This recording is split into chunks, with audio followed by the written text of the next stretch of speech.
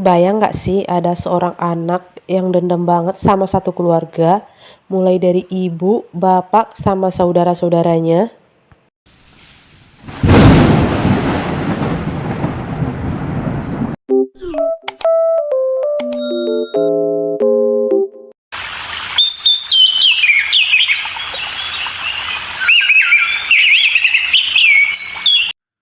Perempuan yang punya dendam ini kita sebut saja namanya Bu Putri. Jadi kejadian kali ini tuh terjadi di Kerinci, cuman aku nggak mau nyebutin persisnya itu di mana, karena katanya itu nggak boleh disebutin. Ada dua suami istri yang punya dendam pribadi ke orang tuanya sendiri. Si suami kita sebut saja namanya Pak Syarif dan istri Bu Putri. Bu Putri ini anak tunggal dan berumur 40 tahun. Tapi selama Bu Putri hidup dan sampai akhirnya dia menikah, tapi orang tua Bu Putri itu ngangkat satu anak laki-laki, sebut saja namanya Adi. Adi itu usianya lebih tua dari Bu Putri. Dan kenapa orang tuanya tuh ngangkat Adi jadi anak? Karena orang tuanya Bu Putri itu dari dulu pengen banget punya anak laki-laki dari keluarganya. Nah, tujuan Adi diangkat tuh biar Adi itu bisa nerusin bisnis dari keluarganya. Tapi ya dari kecil Bu Putri itu selalu ngerasa kayak jadi anak nggak yang diinginkan gitu loh. Karena dari orang tuanya nih kelihatan banget gitu loh beda cara nge-treatnya. Nah, singkat cerita, kedua orang tuanya tuh meninggal pas Bu Putri mau menikah. Yaitu pas umur Bu Putri 30 tahun. Dan yang bikin kagetnya lagi, ternyata semua harta warisan kedua orang tua Bu Putri itu cuma buat Adi dan keluarganya Adi. Pas Bu Putri tahu tentang warisan itu, Bu Putri itu makin murka banget lah sama si Adi ini. Dan yang ngasih tahu itu tuh bukannya si Adinya, tapi dari pengacara keluarganya mereka. Cuma ya, kalau di sisi Adinya, bukannya nggak enak dan berusaha ngebagiin buat Bu Putri, tapi dia tuh memilih diam aja sekeluarga. Adi juga dari habis nerima warisan itu tuh dia langsung pindah dari rumah orang tuanya Bu Putri. Dia langsung pindah ke Jakarta karena alasan dia itu anaknya mau disekolahin di Jakarta. Akhirnya setelah Bu Putri menikah sama Pak Syarif, dibuka semualah cerita tentang Bu Putri dari masa kecil sampai akhirnya cerita tentang Adi juga ke Pak Syarif. Dan semenjak Adi pindah ke Jakarta, Bu Putri itu semakin kesal teman-teman sama Adi. Pak Syarif pun yang tadinya berusaha netral jadi ke bawah juga tuh, jadi kesel banget juga sama si Adi. Karena ya nggak adil banget gitu loh rasanya. Kayak kamu anak kandung, tapi yang dapat semua warisan tuh bukan kamu, tapi malah anak angkat orang tua kamu.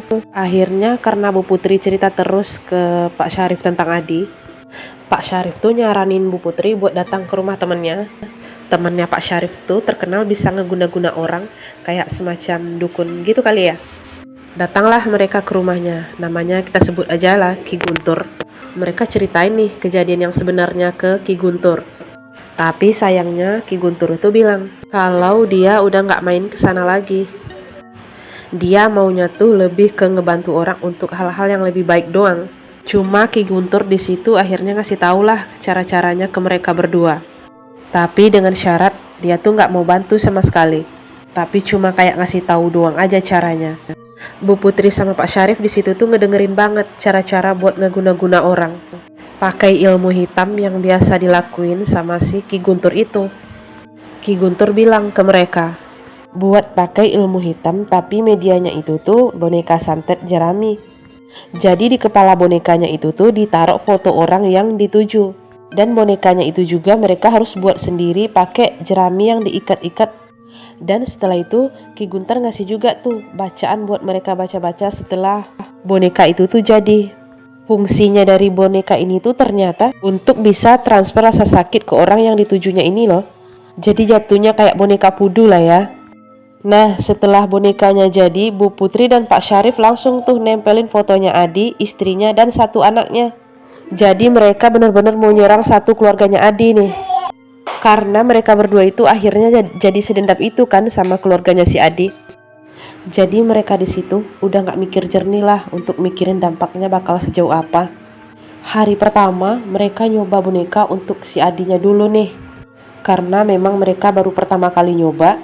Mereka nusuk bagian perutnya boneka itu sambil baca-baca mantra yang dikasih sama Ki Guntur tadi itu. Awalnya ditusuk pelan-pelan sambil Bu Putri itu mikirin kekesalannya tuh terhadap si Adi. Sampai akhirnya Bu Putri ke bawah suasana dan dia nusuk tuh boneka sampai dalam banget dan kenceng banget. Tapi karena mereka juga nggak bisa lihat langsung hasilnya, akhirnya mereka nggak lama selesai. Pas nggak lama, sekitar setengah jam kemudian, tiba-tiba tuh ada telepon masuk dan diangkatlah sama si Bu Putri itu.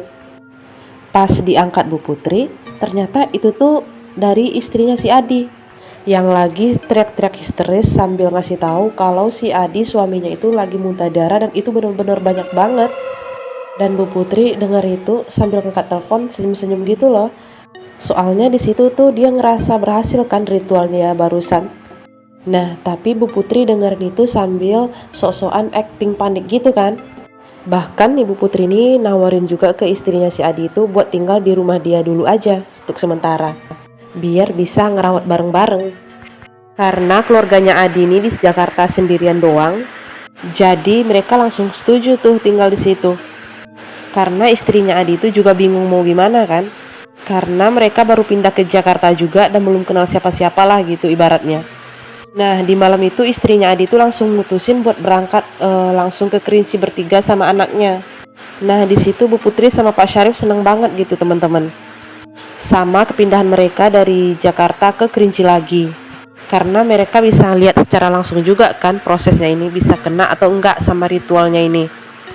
Terus sesampai keluarganya Adi di rumahnya Bu Putri, langsung disuruh istirahat tuh sama Bu Putri sekeluarga. Dikasih obat, air hangat, gitu-gitulah ya kan. Sampai besokannya, Adi dan keluarganya itu di rumah aja.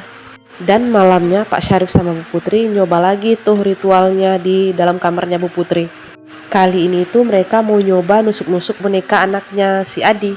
Ditusuklah yang kenceng banget di bagian paha anaknya. Pas Bu Putri dan Pak Syarif nusuk berdua kenceng banget, langsung tuh ada teriakan kenceng banget dari kamar sebelah. Suara anaknya tuh kenceng banget dan pahanya itu kayak penyok gitu, masuk ke dalam gitu loh teman-teman. Terus akhirnya Bu Putri sama Pak Syarif langsung ngecek lah. Langsung lah mereka langsung acting lagi, pura-pura ketakutan. Terus nggak lama karena pahanya udah balik lagi dan udah nggak sakit lagi, ya udah mereka balik lagi lah ke kamar masing-masing. Tapi karena Bu Putri sama Pak Syarif malas kalau kelamaan, mereka akhirnya benar-benar nusuk semua bonekanya. Bonekanya Adi, istrinya, dan anaknya juga. Sekenceng-kencengnya di bagian jantung. Dan ditusuk-tusuk sampai tusukannya tuh nembus keluar boneka gitu loh. Mereka berdua tuh bener-bener denger suara teriakan dari Adi, istrinya, dan anaknya tuh kenceng banget. Tapi mereka berdua tuh tetap ngelakuin itu sambil ketawa-tawa. Kayaknya tuh mereka juga udah kayak kerasukan juga gitu ya ngelakuinnya. Dan sampai akhirnya suara mereka itu tuh hilang semuanya. Dan mereka semua tuh mati. Dan pada akhirnya Bu Putri ini ngebunuh saudara angkatnya jadinya dong. Dan setelah Bu Putri ngebunuh itu gak lama kemudian, semua harta warisan keluarganya dulu itu benar-benar jatuh ke tangan Bu Putri semuanya lagi.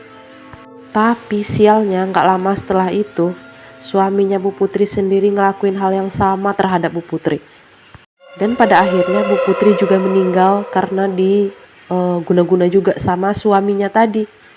Nah teman-teman, pelajaran yang bisa kita ambil dari cerita ini adalah jangan pernah dekati perdukunan, santet, apalagi itu ilmu hitam, karena semua itu ada bullshit dan tipu daya syaitan semata. Kalau ada teman-teman mengalami hal yang sama, yang haknya diambil oleh orang lain, dikuasai oleh orang lain, tempuhlah secara hukum dan baik-baik.